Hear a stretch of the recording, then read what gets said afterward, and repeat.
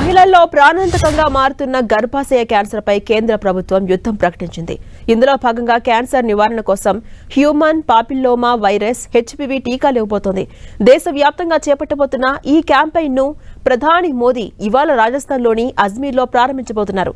దేశవ్యాప్తంగా 14 ఏళ్లలోపు వయసున్నటువంటి అమ్మాయిలకు ఫ్రీగా హెచ్పివి టీకా వేయబోతున్నారు. త్వరలో అన్ని ప్రభుత్వ ఆరోగ్య కేంద్రాలు, పాఠశాలల ద్వారా ఈ కార్యక్రమాన్ని ప్రారంభించబోతున్నారు.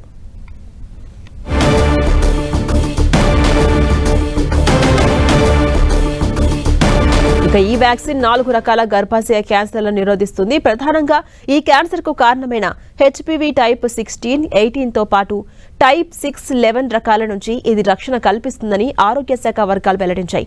ఒక డోస్తో బాలికలకు దీర్ఘకాలిక రక్షణ లభిస్తుందని పేర్కొన్నాయి. మరోవైపు భారత్లో మొట్టమొదటి చిప్ తయారీ కేంద్రం ప్రారంభోత్సవానికి రెడీ అయింది.